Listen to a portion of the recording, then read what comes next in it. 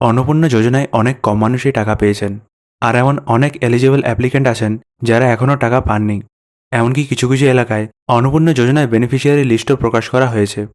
যেমন ধরুন মুর্শিদাবাদের এই জঙ্গিপুর এলাকায় অন্নপূর্ণা যোজনার বেনিফিশিয়ারি লিস্ট প্রকাশ করা হয়েছে, কিন্তু লিস্টে নাম থাকা সত্ত্বেও অনেকেরই টাকা ঢোকেনি। আর যে জিনিসটা দেখে আমার সবচেয়ে খারাপ লাগছে সেটা হচ্ছে এই অন্নপূর্ণা যোজনার টাকা না পাওয়ার জন্য মানুষের যে একটা সাহায্য, তার একটা অভাব। আমি এরকম অনেক ভিডিওর কমেন্ট সেকশনে দেখলাম যে অনেক মানুষের সমস্ত কিছু ঠিক থাকা সত্ত্বেও ৩,০০০ টাকা কিন্তু ঢোকেনি। এমনকি বিডিও অফিস এবং মিউনিসিপ্যালিটিতে গিয়েও কোনোরকম কোনো সমাধান পাওয়া যায়নি।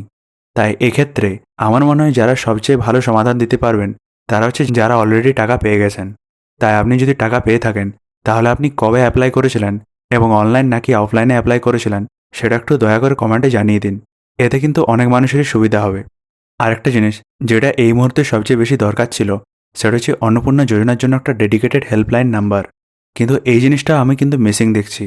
আমার মনে আছে আমি যখন যুবসাথীর জন্য অ্যাপ্লাই করছিলাম তখন কিন্তু একটা হেল্পলাইন নাম্বার ছিল, এবং অনেকবার বিজি আসা সত্ত্বেও হেল্পলাইন নাম্বারে কিন্তু আমি কল করেছিলাম, আর সেখান থেকে আমি আমার সমস্যার সমাধানও পেয়েছিলাম।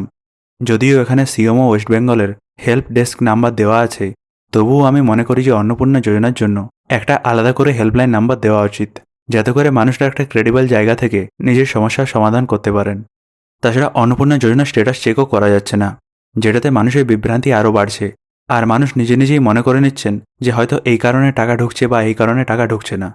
আমি যতটা বুঝতে পারছি যে ধীরে ধীরে অন্নপূর্ণা যোজনার বেনিফিশিয়ারি লিস্টটা প্রকাশ করা হবে, এবং প্রতিটি জেলাতেই আপনি দেখতে পাবেন যে অন্নপূর্ণা যোজনার জন্য কারা এলিজিবল কারা নন।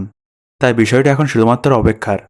এটা বলতে আমার একদমই ভালো লাগছে না, কিন্তু মনে হচ্ছে এটাই সত্যি।